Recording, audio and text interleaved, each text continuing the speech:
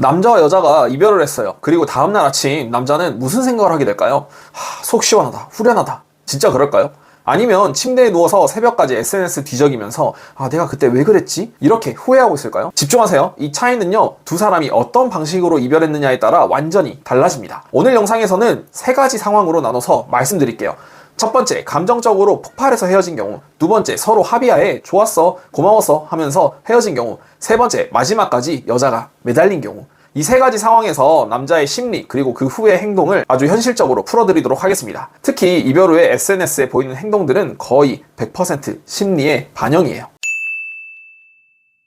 첫 번째는 감정적으로 폭발해서 헤어진 경우입니다. 반복되는 다툼 혹은 별거 아닌 일로 서로 감정이 상한 상태에서 그만하자, 이제 그만 만나자, 이런 말이 툭 튀어나온 거죠. 이런 이별은 대부분 순간의 분노와 피로감이 만들어낸 결과입니다. 그런데 남자는 이 순간 이후 2가지 유형으로 나뉘어요. 첫 번째, 일단 승리감을 느끼는 남자입니다. 싸움의 원인을 자신이 아닌 상대 탓으로 돌리면서 내가 참 많이 맞춰줬었지, 저 사람은 왜 이렇게 늘 예민했을까, 이런 자기 합리화로 스스로를 달래요. 그래서 이별 직후엔 SNS 프로필 바꾸고 스토리에 자유, 오늘부터 나의 시간, 이런 문구 올리고 친구들과 술자리 사진을 과하게 올립니다. 이건 진짜 행복해서가 아니라 난 괜찮아 보이고 싶다는 자기 방어일 수도 있어요. 아마 일주일만 지나면 그 자유감이 허무로 바뀔 겁니다. 문득 집에 들어왔는데 불 꺼져 있는 방, 연락할 사람 없는 저녁, 그때부터 그래도 걔는 나 챙겨줬었는데, 이런 생각이 조금씩 올라오게 되는 거예요. 이걸 감정 후폭풍의 초입이라고 합니다. 두 번째, 자존심 때문에 연락 못하는 남자예요. 감정적으로 싸워서 끝난 관계는 둘 다 상처가 크기 때문에 먼저 손 내밀기가 굉장히 어렵습니다. 남자는 후회가 되어도 내가 먼저 연락하면 지는 거야,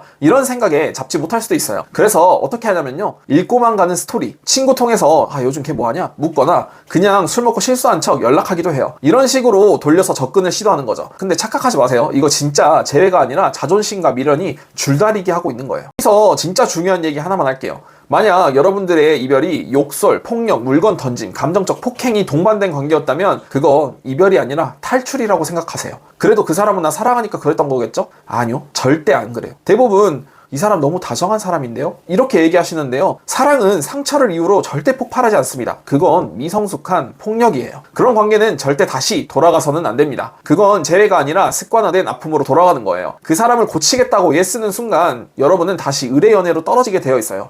애쓰는 연애, 눈치만 보는 연애, 그거 사랑이 아니라 소모예요. 여러분의 사랑력은 붙잡는 힘이 아니라 내가 나를 지키는 힘에서 시작되는 겁니다. 서로 좋게 합의한 이별이에요. 사실 좋은 이별은 없겠죠? 서로 감정이 폭발한 것도 아니고 싸움의 여운도 없는 그런 이별 말하는 거예요. 좋았어, 고마워서 우리 이쯤에서 정리하자, 이런 식으로 끝난 관계죠. 이런 이별은 보기에는 성숙해 보일 수 있어요. 하지만 실제로는 이별의 후폭풍이 가장 늦게 오는 케이스입니다. 남자는 초기에 이런 반응을 보여요. 이별 직후 비교적 담담합니다. 그래, 우리 잘 지냈고 이제 각자 갈 길 가면 되지. 이성적으로 자신을 설득해요. 그래서 이 시기에는 SNS를 비활성화하거나 조용히 일상 사진을 올리거나 감정적인 표현이 거의 사라집니다. 표면상으로는 평온해 보이지만 내면에서는 이게 정말 잘한 걸까? 라는 미세한 공백이 생기기 시작해요. 문제는 시간이 흐른 뒤부터 시작됩니다. 비교를 하기 시작해요. 3개월, 6개월쯤 지나면 이 남자도 새로운 사람을 만날 수 있어요. 그런데 문제는 그 새로운 관계에서 전 여친의 그늘이 보일 때예요.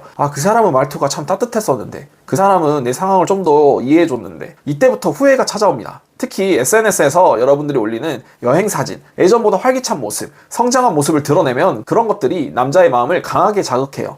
나 없을 때 저 사람 더 괜찮아졌네? 이 생각이 후회를 촉발시킵니다. 그래서 그냥 연기하는 SNS 말고 진짜 본인의 자기 성장을 올려보세요. 진짜 변수는 조건의 변화입니다. 예를 들면 한쪽은 결혼 생각이 없었고 한쪽은 진로 문제 혹은 현실적인 이유가 컸던 경우라면 나중에 그 조건이 사라질 때 남자는 뒤늦게 후회합니다. 그때는 안 된다고 했었는데 지금은 할 수 있을 것 같은데. 이때 느껴지는 감정은 단순한 미련이 아니라 놓친 사람에 대한 아쉬움이에요. 그래서 이런 남자들은 종종 오래 잠수했다가 갑자기 잘 지내? 하고 연락 오기도 해요. 여러분의 SNS를 6개월 만에 다시 보기 시작하고 여러분들의 스토리에 꾸준히 반응합니다.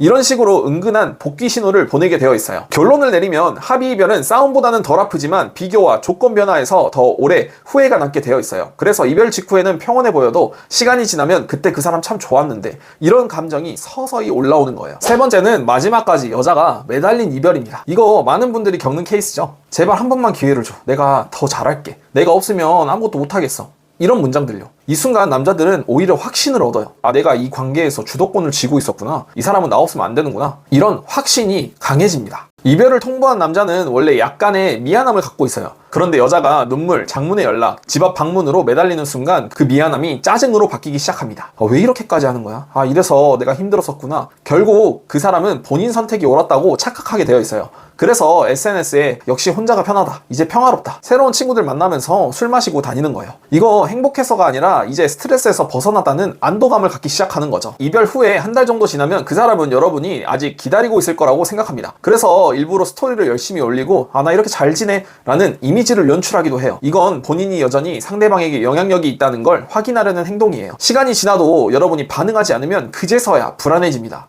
왜 아직도 연락이 없지? 진짜 나 잊었나? 그제야 역으로 후회하기 시작하는 거예요. 그래서 이별 후에 공백기는 굉장히 강력한 겁니다. 말없이 단호하게 끊어내는 게 가장 큰 존재감을 남기기도 해요. 여러분, 매달린다고 사랑이 돌아오는 게 아니에요. 매달림은 내가 틀렸어 라고 스스로 각인시키는 행동입니다. 그리고 그 인식이 고스란히 그 사람한테 남는 거예요. 한번 매달려서 제외해도 그 관계는 다시 눈치 보는 연애, 애쓰는 연애밖에 안 돼요. 그건 사랑이 아니라 생존입니다. 진짜 사랑은 붙잡는 법이 아니라 내가 놓아도 중심을 지킬 수 있는 힘에서 시작되는 거예요. 오늘 이야기 정리해볼게요. 남자는 3가지 이별 상황 속에서 이런 심리들을 가지게 됩니다. 감정적 이별, 처음엔 자유를 느끼지만 결국 공허함이 찾아오게 되어 있어요. 다만 폭언폭력 관계였다면 절대 돌아가선 안 된다는 거 잊지 마세요. 그거 재회가 아니라 그냥 다시 상처받으러 가는 거예요. 2번째, 합의 이별입니다. 처음엔 평온해 보이지만 나중에 비교와 후회가 찾아오게 되어 있어요. 조건이 바뀌면 그제야 여러분의 가치를 다시 느끼게 됩니다. 3번째, 여자가 매달린 이별이에요. 처음엔 남자가 해방감을 느끼지만 여러분들이 조용히 자리를 지킬 때 오히려 후회가 커집니다. 여러분, 이별의 순간은 아프지만 그 아픔 속에서 진짜 나를 발견할 기회가 있는 거예요. 매달리지 말고 눈치 보지 말고 애쓰는 연애 좀 그만하세요. 사랑은 붙잡는 기술이 아니라 나를 지키는 힘에서부터 시작되는 겁니다. 오늘 영상이 도움이 되셨다면 구독, 좋아요, 알림 설정 잊지 마세요. 여러분들의 행복한 연애를 진심으로 응원할게요. 이제 진짜로 애쓰는 연애는 그만하자고요. 지금까지 범쌤이었습니다.